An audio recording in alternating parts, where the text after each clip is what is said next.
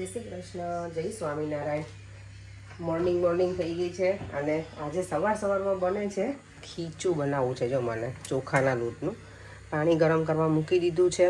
અહીંયા મરચાંની paste ready છે અને એમાં નાખીશું અજમા અને એમાંથી જીરું લઈને અજમા અને જીરું હોય ને અને બરાબર એને પાણીમાં ઉકાળવા દેવાનું અને મીઠું નાખી દેવાનું આપણા સ્વાદ પ્રમાણે જેટલું જોતું હોય એ પ્રમાણે.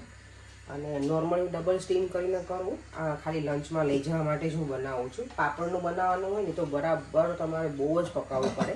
આઈધર છે ને પાપડ કેવું કે ફાટી જાય ને. તમારે એક વખત એવું દાવ થયો છે, મારો બહુ પહેલાંનો વિડીયો છે ને મારા પાપડ ફાટી ગયા હતા. ઘણા વખત પહેલાં એ વિડીયો બનાવેલો હતો એમાં. ને તમે એમાં કદાચ મને લાગે એટલો ખારો નાખવાનો હોય છે. તો ખાવાનું હોય ને એમાં તો હું ખારો ને એવું કશું ના નાખું તો ચાલે. એટલે મીઠું નાખીશ, જીરું આખું અને અજમા અને જીરુંને સેજ આમ આપણે પેલું વાટી નાખીએ ને એવું કરી નાખવાનું એટલે એનો ટેસ્ટ બરાબર બેસી જાય. અને લીલા મરચાંની પેસ્ટ ડબલ સ્ટીમનો ટાઈમ મળશે તો કરીશ, આઈધર એક જ સ્ટીમમાં કરી નાખું છું. તો અહીંયા ચા બને છે, અહીંયા દૂધ બની ગયું છે અને અહીંયા દેવા માટે સ્કૂલેથી આવે ને પછી ફ્રૂટ ડીશ રેડી કરી દીધી છે એટલે એ ખાઈ લેશે.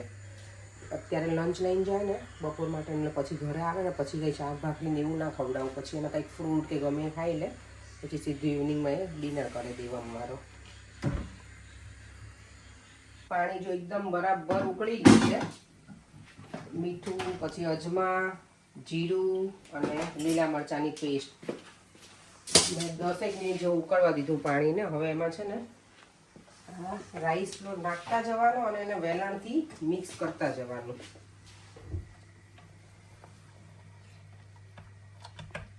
આના માટે પર મને તમારી જરૂર તો પડશે જ હેલ્પિંગમાં. નાખી દો લોટ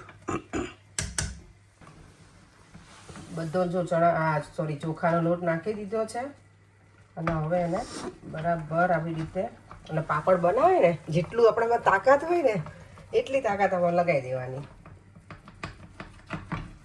આ બરાબર મિક્સ કરે ને તેમાં જે ગાંઠા પડે ને એ ના પડે. કેમ સવારમાં ખીચું બનાવે છે? લંચમાં લઈ જવા. આજે ત્યાં મારે કલીગને એને ખાવું હતું ને એ લોકો કહેતા હતા મને ખીચાનું. તો મેં કીધું આજે કામે કે લંચમાં મારી પાસે કંઈ બનાવવાનું બીજું ઓપ્શન નહોતો તો મેં કીધું આ બનાવી નાખું. કેટલાય વખતથી ઈચ્છા થઈ છે ખીચું ખાવાની. તમને ભાવે છે ને? તો પછી ગરમા ગરમ જો ખીચું બનીને રેડી થઈ ગયું છે. મેં ડબ્બામાં ભરી લીધું છે. આટલું મેં પરે માટે રહેવા દીધું છે. અહીંયા જો ભરી દીધું છે. હવે આના ઉપર ઓઇલ નાખીશ અને આચાર મસાલા એટલે આપણું ખીચું એકદમ મસ્ત મજાનું.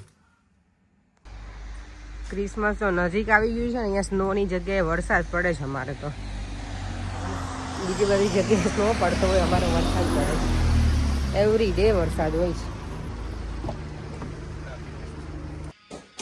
ચાલો જો અત્યારે ઘરે આવી રોટલીનો લોટ પણ બાંધી લીધો. આજે માટે બનાવવાનું છે ટીંડોરાનું શાક. મેં જે તે કીધું હતું સમાતી હતી ને એ દિવસે ગરમ પાણીમાં મેં નાખી દીધા છે. અહીંયા તેલ મૂકી દીધું છે. મને લાગે તેલ મેં થોડુંક વધારે જ મૂક્યું છે એવું લાગે છે, પણ મને લાગે આ શાકમાં જોશે તેલ.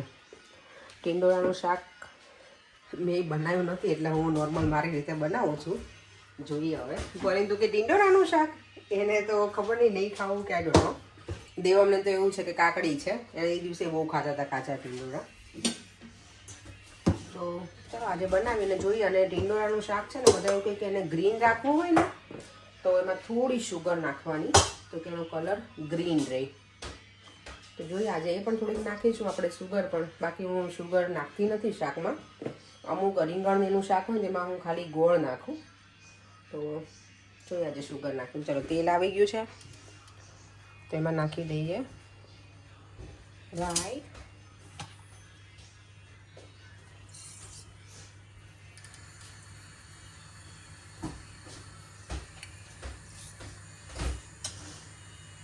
થોડું જીરું,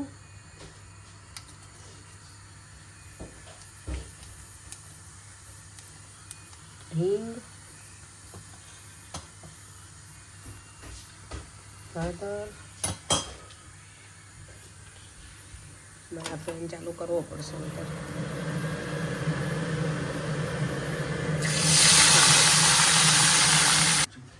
ટીંડોળા જો થોડાક કૂક થઈ ગયા ને પછી મેં અંદર બટેકા નાખી દીધા છે સ્લાઈસ કરીને.